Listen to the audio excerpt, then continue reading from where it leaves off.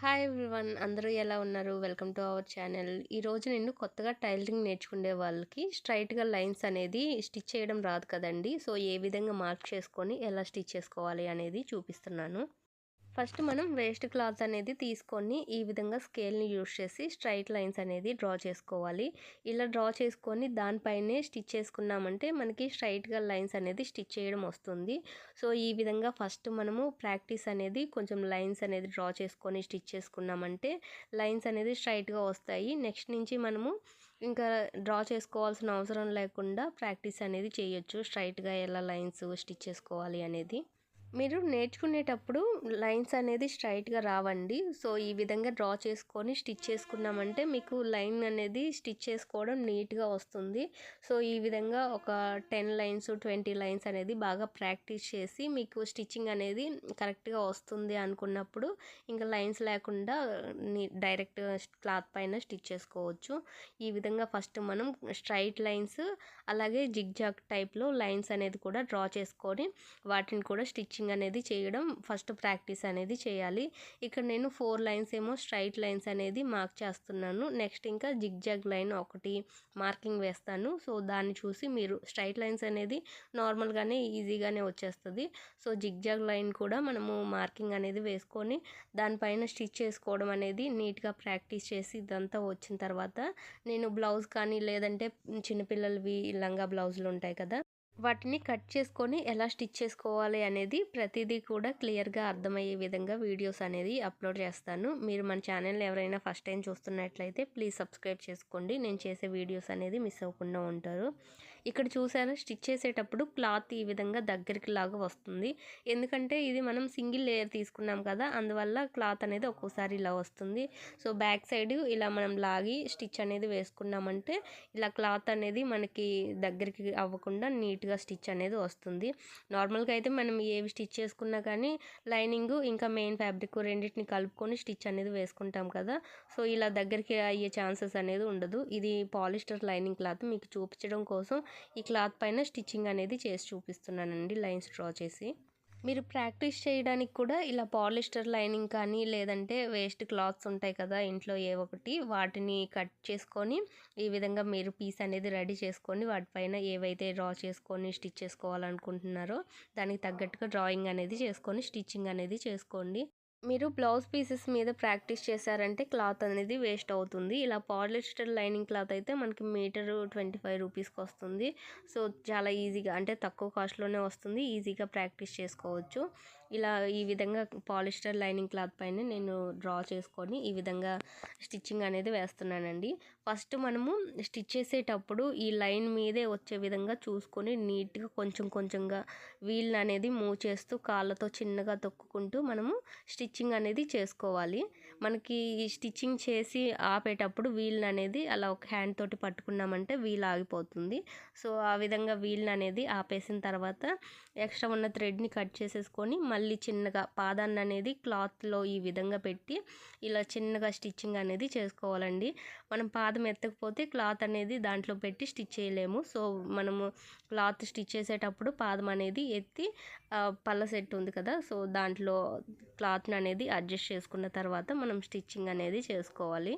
ఇలా ప్రాక్టీస్ చేసేటప్పుడే మీరు రఫ్ లాగడం కూడా నేర్చుకోవాలండి. మనకి స్టిచ్చింగ్ అనేది అలా క్లాత్ పాదాన్ని ఎత్తేసి డైరెక్ట్గా స్టిచ్ చేసామంటే ఆ స్టిచ్ అనేది ఊడిపోతుంది. బ్లౌజెస్కి కానీ లేదంటే డ్రెస్సెస్కి సైడ్ స్టిచెస్ వేస్తాం కదా, సో అప్పుడు ఇలా డైరెక్ట్గా ఒక స్టిచ్ అనేది వేసామంటే ఊడిపోతుంది. అలా కాకుండా స్టార్టింగ్ ఈ విధంగా పాదాన్ని ఎత్తి మళ్ళీ ఒక 4-5 స్టిచ్లు వేసిన తర్వాత పాదాన్ని వెనక్కి లాగి ఇలా క్లాత్ జరుపుకున్నామంటే మనకి రఫ్ అనేది వస్తుంది, స్ట్రాంగ్గా స్టిచ్ అనేది పడుతుంది, అది ఊడిపోకుండా ఉంటుంది అనమాట. అది రఫ్ లాగడం అంటే.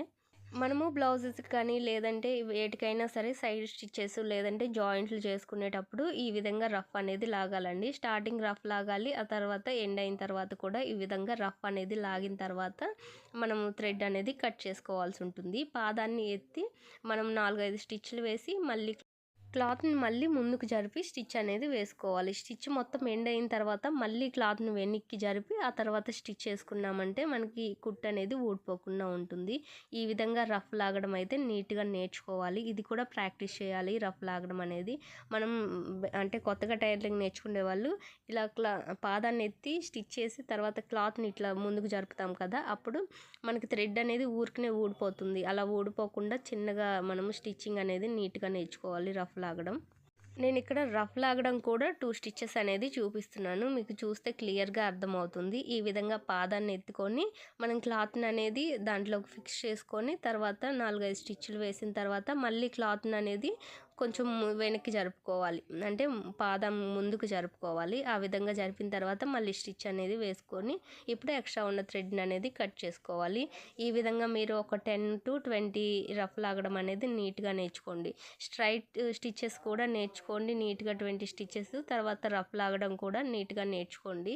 ఇవన్నీ ప్రాక్టీస్ అనేది మీరు చేసుకోండి. ఈ విధంగా చేసిన తర్వాత జిగ్‌జాగ్ లైన్స్ కూడా ఏ విధంగా డ్రా చేసుకొని స్టిచ్ చేసుకోవాలో నేను ఇక్కడ చూపిస్తాను. ఈ విధంగా క్రాస్ లైన్స్ అనేది మనం డ్రా చేసుకోవాలి. ముందుగా మనం స్ట్రైట్ లైన్స్ అనేది నీట్‌గా నేర్చుకున్న తర్వాత ఇక్కడ క్రాస్ లైన్స్ అనేది ఈ విధంగా మనం జిగ్‌జాగ్ టైప్‌లో మార్కింగ్ అనేది వేసుకోవాలి. ఇలా మార్కింగ్ వేసుకున్న తర్వాత దీనిపైన స్టిచ్ చేసుకోవడం ఎలానో కూడా మీకు చూపిస్తాను. మనం స్టిచ్చింగ్ అంటూ ఒకటి నేర్చుకున్న తర్వాత ఎలాంటి నెక్కులు వచ్చినా సరే కటింగ్ అండ్ స్టిచ్చింగ్ చేసే విధంగా ఉండాలి. మనకి రౌండ్ నెక్కులే కాదు ఈ విధంగా జిగ్‌జాగ్ టైప్‌లో అంటే వీ నెక్కులు వస్తాయి. ఇంకా నెక్కుల్లో కూడా చాలా డిఫరెంట్ నెక్కులు వస్తాయి. ఇంకా హ్యాండ్ మోడల్స్ ఇవన్నీ మనము ఫ్యూచర్‌లో డిజైన్ చేయాలి అంటే నీట్‌గా స్టిచ్ చేయాలి అంటే మనం ఈ విధంగా ప్రాక్టీస్ అనేది అన్నీ నీట్‌గా నేర్చుకున్న తర్వాతనే అవన్నీ వస్తాయి.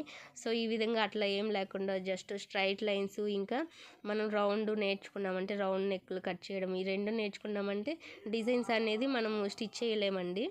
ఇక్కడ మనము స్ట్రైట్ లైన్స్ స్టిచ్ చేసేటప్పుడు పాదాన్ని ఎక్కడ కూడా ఎత్తము. ఫస్ట్ క్లాత్ ఫిక్స్ చేసుకునేటప్పుడు పాదాన్ని ఎత్తుతాము. తర్వాత ఎండ్ అయిపోయిన తర్వాత రఫ్ లాగడానికి మాత్రమే పాదాన్ని ఎత్తుతాము క్లాత్ తీసుకోవడానికి. ఇక్కడ అలా కాదు. మనము ఈ జిగ్‌జాగ్ టైప్‌లో స్టిచ్ చేసేటప్పుడు ఇలా క్రాస్ లైన్ వచ్చింది కదా! ఆ క్రాస్ లైన్ ఈ కార్నర్ దగ్గర మనము ఇలా నీడిల్ అనేది కిందికి దించుకొని పాదాన్ని ఎత్తి ఆ తర్వాత మళ్ళీ ఇట్లా సైడ్‌కి తిప్పుకొని స్టిచ్ అనేది వేసుకోవాల్సి ఉంటుంది. ఇక్కడ థ్రెడ్ తెగిపోయింది. సో దాన్ని నేను మళ్ళీ నార్మల్‌గానే పెట్టేసి స్టిచ్ అనేది వేస్తున్నాను. ఇక్కడ నేను ఒక లేయరే యూజ్ చేశాను. అది కూడా పాలిస్టర్ క్లాత్ అవ్వడంతో మనకి క్లాత్ అనేది కొంచెం క్రష్ అయినట్టు వస్తుంది. స్టిచ్చింగ్ కూడా నీట్‌గా కనిపించట్లేదు. మనం 2 లేయర్స్ తీసుకున్నామంటే క్లాత్ క్రష్ అంతగా ఏమి అవ్వదు. మనకి స్టిచ్ కూడా నీట్‌గా కనిపిస్తుంది. సో సింగిల్ లేయర్ తీసుకున్నప్పుడు ఈ విధంగా ఉంటుందన్నమాట క్లాత్ అనేది. మనకి థ్రెడ్ కట్ అయిన తర్వాత మళ్ళీ థ్రెడ్ ఎక్కించుకుంటాం కదా! అప్పుడు బాబిన్‌లో థ్రెడ్ ఇంకా పైనుండే థ్రెడ్ ఈ రెండిటిని కలుపుకొని ఇలా కొంచెం ఎక్స్ట్రా థ్రెడ్ అనేది స్టిచెస్ వేసుకున్న తర్వాత ఈ విధంగా కొంచెం థ్రెడ్ అనేది ఎక్కువ ఉండాలి. అలా కాకుండా మనకి పావించి అలా ఉందనుకోండి స్టిచ్ చేసామంటే మళ్ళీ ఆ థ్రెడ్ అనేది కట్ అయిపోతుంది. సో అలా కట్ అవ్వకుండా ఉండాలంటే మనకి కొంచెం 2 ఇంచెస్ లేదంటే 3 ఇంచెస్ థ్రెడ్ అనేది ఎక్స్ట్రా ఉండాలి. సో ఈ విధంగా ఉండేలాగా చూసుకోవాలి మనము. ఇక్కడ నేను ఈ జిగ్‌జాగ్ లైన్స్ ఎలా స్టిచ్ చేసుకోవాలనేది కూడా చూపిస్తున్నాను చూడండి. ఫస్ట్ ఈ విధంగా క్రాస్ లైన్ అనేది స్టిచ్ చేసుకోవడం కంప్లీట్ అయిన తర్వాత ఇప్పుడు మనకి ఈ కార్నర్ పాయింట్ ఉంది కదా!